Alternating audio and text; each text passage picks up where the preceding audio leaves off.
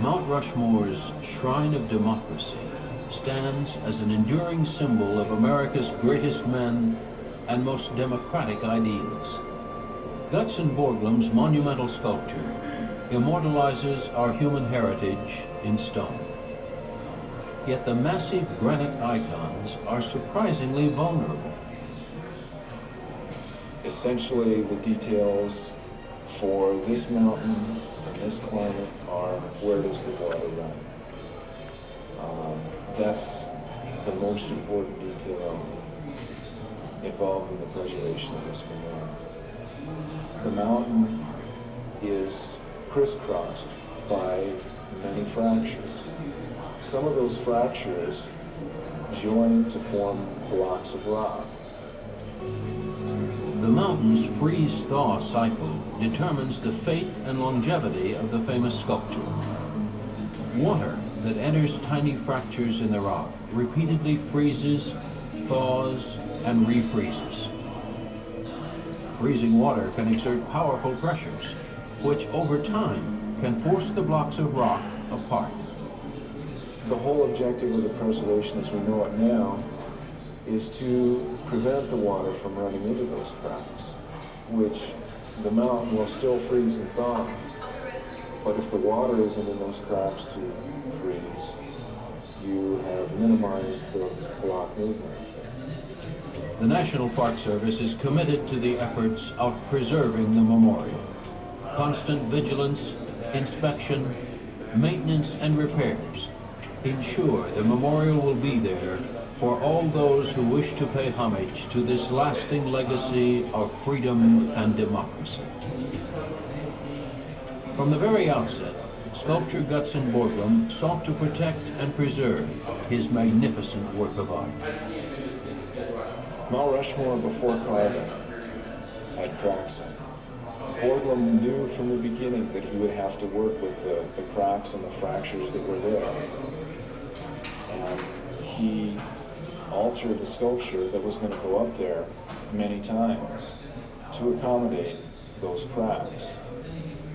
We know that Jefferson, his head is tilted slightly up. That high gaze above the horizon is often attributed to Jefferson's lofty ambitions. In reality, there's a fracture that if Jefferson looked straight ahead, that fracture would probably go through Jefferson's nose. By tilting the head up, that same fracture goes through Jefferson's cheek and down into his lips in a much less dangerous position. It was Borglum's dream that the memorial endure forever, even beyond our own civilization. Near the end of the carving process, Borglum instituted a program of sealing the cracks. Borglum used a recipe that included granite dust, linseed oil, and white lead, kind of a thick paint mixture. Borglum's recipe was probably the best recipe at his time. However, as the years passed, the material would dry up. Those cracks would essentially re-crack. And so the sealing material was good for perhaps only a season. Annually, the National Park Service sets aside time for maintenance on the mountain. Today, park staff use a new silicon-based material, which remains elastic and seals the cracks much more effectively than the old Borglum compound. The silicon maintains a watertight seal and stretches with the rock's natural expansion and contraction. The probability of one of these blocks falling out is very, very, very small.